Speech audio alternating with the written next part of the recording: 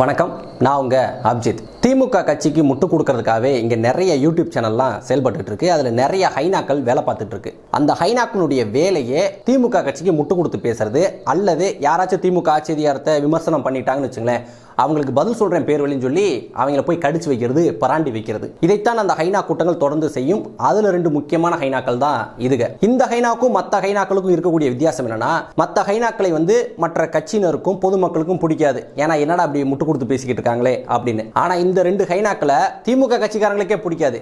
ஏன்னா இவங்க பேசுறது எல்லாமே அவ்வளவு தற்குறித்தனமாக இருக்கும். எந்த பாயிண்ட்டும் இருக்காது. எதையாவது சொல்லி திமுகவுக்கு முட்டு கொடுக்கணும்டா, எதையாவது சொல்லி மற்றவனை கடிச்சு வைக்கணும்டா அப்படின்ற அடிப்படையில் மட்டும் தற்குறித்தனமா மொட்டுக்கட்டத்தனமா பேசி வீடியோ போட்டுக்கிட்டு இருப்பாங்க.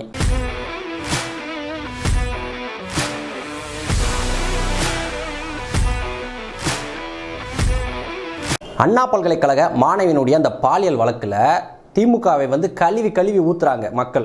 கடுமையான விமர்சனங்களை முன்வைக்கிறாங்க. இதை பார்த்து பொறுக்க முடியாம பைத்தியம் பிடிச்ச மாதிரி இந்த ரெண்டு ஹைனாக்களும் பார்க்குற எல்லாத்தையும் கடிச்சு வைக்கிறது. பெரிய இன்வெஸ்டிகேஷன் புலி மாதிரி அண்ணா யூனிவர்சிட்டிக்குள்ள போய் இங்கே தான் இது நடந்துச்சு, அங்கே தான் அது நடந்துச்சுன்னு அப்படின்ற மாதிரி பதிவுகள் போட ஆரம்பிச்சிருக்காங்க. யார் என்ன சொன்னாலும் அதுக்கு பதில் பேசுறது. அப்படிதான் தாவேகாவை சேர்ந்த ஒரு பெண் பொறுப்பாளர் செய்தியாளர்களை சந்திச்சு ஒரு கேள்வியை கேட்குறாங்க. அதுக்கு இவங்க சொன்ன பதிலை நீங்களே பாருங்க. அதுக்கு முன்னாடி அந்த பொண்ணு என்ன கேள்வி கேட்குறாங்கன்றத பாருங்க.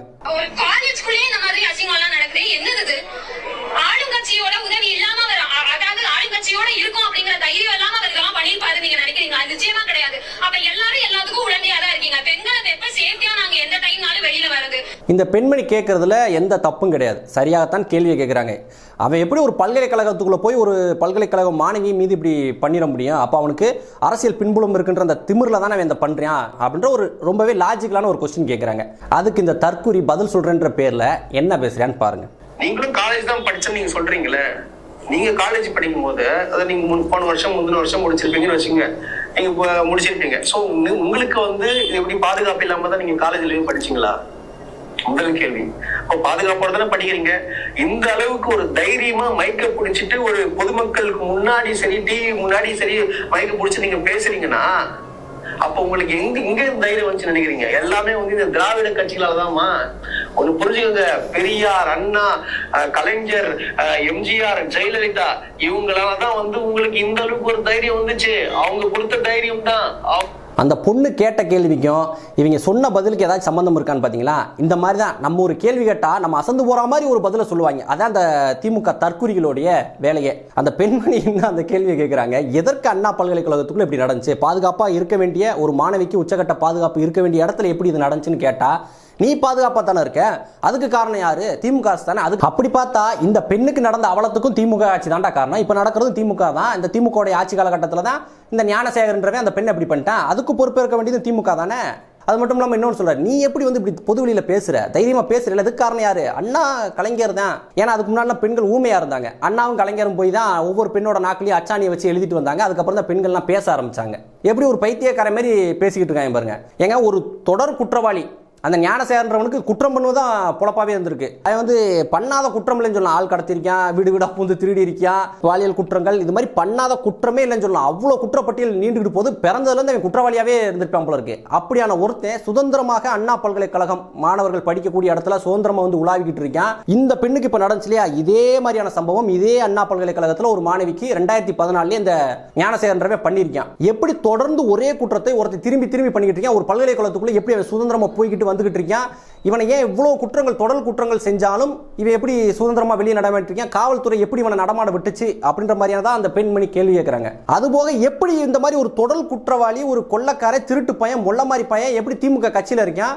எப்படி மா சுப்பிரமணியம் போன்ற ஒரு அமைச்சரோடு ரொம்ப அருகில் நின்று போட்டோக்கள் எடுத்துக்கிட்டு இருக்கான்? சரி, மா சுப்பிரமணியத்துக்கு நேரடியா தெரியல நீங்க சொல்றீங்க, உதயநிதிக்கு தெரியலன்னு சொல்றீங்க, மு.க. ஸ்டாலினுக்கு தெரியலன்னு சொல்றீங்க. அந்த லோக்கல்ல இருந்தாங்கல்ல, அவனுங்களுக்கு தெரிஞ்சிருக்கணுமா இல்லையா? இவன் திருட்டு பையன், மொள்ள மாதிரி பையன், ஊரே கழுவி ஊத்துற ஒருத்தன், இவனெல்லாம் நம்ம கட்சியில சேர்த்துட்டா கட்சிக்கு தாண்டா கெட்ட பேரு அப்படின்ற அறிவு கூட அவனுக்கு இல்ல. எதன் அடிப்படையில் இவ்வளவு நெருங்க விட்டீங்க? அதான் என்னுடைய கேள்வி. ஏன் இப்ப மா சுப்பிரமணியத்தை போய் தனியா சந்திச்சிருப்பானா? அப்ப கூட இருக்கக்கூடிய எந்த பொறுப்பாளர்களும் இருந்துக்க மாட்டாங்களா? டே நீ வராதன்னு யாருமே சொல்லலையா?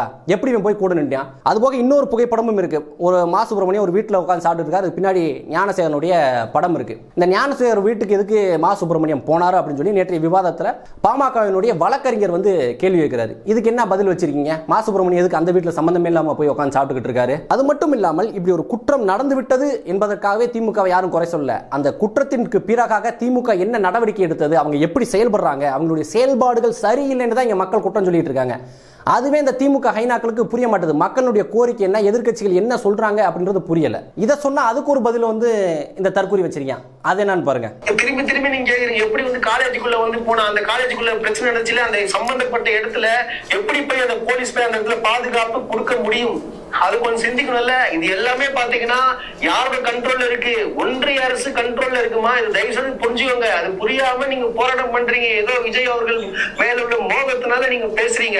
வார்த்தை பயன்பாடுகளை பாருங்க. ஒரு பெண்மணி தாவேக்கா கட்சியை சார்ந்தவங்க ஒரு கேள்வி கேட்கறாங்கன்னா அதுக்கு அவன் பதில பாருங்க. விஜய் மேல இருக்கக்கூடிய மோகத்திலையா, விஜய் மேல இருக்கக்கூடிய மரியாதையில உங்க கட்சியின் தலைவர் மேல இருக்கக்கூடிய அன்புல நீங்க பேசுறீங்க கூட ஒரு தெளிவான வார்த்தையை பயன்படுத்த முடியல. இந்த தற்கூரியெல்லாம் வந்து அரசியல் பேச வந்துட்டேன், பதில் சொல்ல வந்துட்டேன்னு வந்திருக்காங்க. அண்ணா பல்கலைக்கழகம் வந்து ஒன்றிய அரசினுடைய கட்டுப்பாட்டில் இருக்குப்பா. ஆமாப்பா, சுத்தி வந்து எப்பயும் வந்து சிஆர்பிஎஃப் போலீஸ் மட்டும் தான் நிற்பாங்க. தமிழ்நாடு போலீஸ் எல்லாம் உள்ள போகவே முடியாது.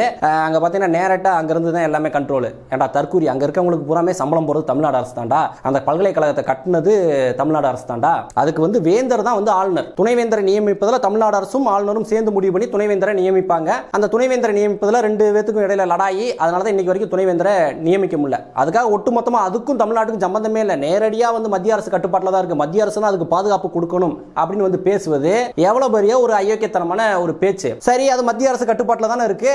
அப்ப சிபிஐ விசாரணை வரும்போது நீ ஏன் உள்ள வந்து சிபிஐ எல்லாம் விசாரிக்க கூடாது, நாங்க தான் விசாரிப்போம் ஏன் சொல்ற? மத்திய அரசு கட்டுப்பாட்டில் இருக்கக்கூடிய ஒரு பல்கலைக்கழகத்துக்குள்ள ஒரு பிரச்சனை நடந்துருச்சு, அதுக்கு மத்திய அரசு பொறுப்பேற்று சிபிஐ விசாரணை நடத்திட்டு போகுது. நீ ஏன் உள்ள போய் விழுகுறீங்க? இதே போலதான் சென்னையில் இப்போ ஒரு 4 மாதங்களுக்கு முன்பாக சென்னை அண்ணா நகரை சேர்ந்த ஒரு கூலி தொழிலாளியினுடைய குழந்தைக்கு வந்து ஒரு சல்லிப்பைய ஒரு பொறுக்கி நாய் பாலியல் வன்கொடுமை செஞ்சுட்டான். வழக்க அந்த காவல்துறை எடுக்கவே இல்லை. இத்தனைக்கு அது ஒரு பெண் காவலர், அவங்க வழக்க எடுக்கவே இல்லை. அதன் பிறகு ஒரு அரசு மருத்துவர் அழுத்தம் கொடுத்து அந்த வழக்கு எடுக்கப்படுது. அது நீதிமன்றம் தானாக முன்வந்து விசாரிக்குது.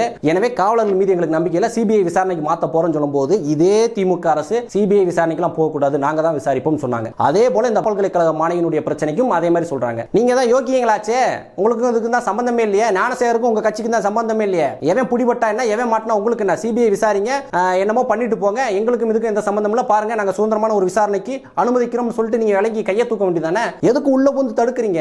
இவ்வளவு பெரிய பிரச்சனை ஆயிருக்குங்க. இன்னைக்கு வரைக்கும் முதலமைச்சர் இது குறித்து வாய் திறக்கவே இல்லை, துணை முதலமைச்சர் இது குறித்து வாய் திறக்கவே இல்லை. குறிப்பா பாத்தீங்கன்னா யாருடைய பேர் அதிகமா அடிபடுதோ அந்த அமைச்சர் இன்னைக்கு வரைக்கும் வாய் திறக்கவே இல்லை. மா சுப்பிரமணியம் அவர்கள் கடைசியா வந்து அனைவருக்கும் ஆங்கில புத்தாண்டு நல்வாழ்த்துக்கள் சொன்னாரு, அதுக்கு மட்டும் வாய் திறந்து பேசினா அதுக்கப்புறம் ஆள் தலைமறைவு. எந்த பிரச்சனை தமிழ்நாட்டில் எங்க என்ன பிரச்சனை நடந்தாலும் முதல் ஆளா வந்து பிரஸ் மீட்டை சந்திச்சு பதில் சொல்லக்கூடியவர் மா சுப்பிரமணியம். ஆனா இந்த விஷயத்துல ஆள் இருக்கிற இடமே தெரியல. இந்த மாதிரி நீங்க எல்லாருமே கள்ளமௌனம் காக்குறது தான் உங்க மேல எங்களுக்கு சந்தேகம் அதிகமாகுது. இப்படி எல்லாம் நம்ம கேள்வி கேட்டோம்னு வைங்களே, இந்த ஹைனாக்கள் அடுத்த கிடுக்குப்பிடி கேள்வியை நம்மளை நோக்கி வைப்பாங்க. போன தடவை வந்து பொள்ளாச்சி பாலியல் வழக்கு நடந்துச்சுல, அப்பெல்லாம் நீங்க கேள்வி கேட்டீங்களா? இப்போ மட்டும் ஏன் வந்து எங்களை கேள்வி கேட்கறீங்க? டேய், பொள்ளாச்சி பாலியல் வழக்கு நடந்த போது மக்கள் களத்தில் இறங்கி போறாங்க, சமூக வலைதளங்கள் இதே போல கேள்வி கேட்டாங்க. அதிமுக ஆட்சி என்பது ரொம்ப மோசமான ஆட்சி தான், ஆனாலும் கூட எடப்பாடி பழனிசாமி அப்ப அது குறித்து நீங்க சிபிஐ விசாரணை செய்யுங்க அப்படின்னு சொல்லி உத்தரவு விட்டார். அதாவது இந்த இதுல நீங்க 1000 விமர்சனங்கள் வைக்கிறீங்க, எனவே நாங்க இதுல தலையிடல, சிபிஐ விசாரணை நேர்மையாக நடக்கட்டும் அப்படின்னு சொல்லி அவங்க கையை தூக்கிட்டு ஒதுங்கிட்டாங்க. ஆனா நீங்க என்ன பண்றீங்க? ஐயோ சிபிஐ எல்லாம் வரக்கூடாதுங்க, நாங்களே விசாரிப்போம் ஏன் பிடிச்சி மல்லு கட்டிட்டு இருக்கீங்க? இதெல்லாம் தான் உங்கள் மீது அதிக சந்தேகம் வருது. உடனே நீங்க ஆளுநரை போய் கேட்டீங்களா?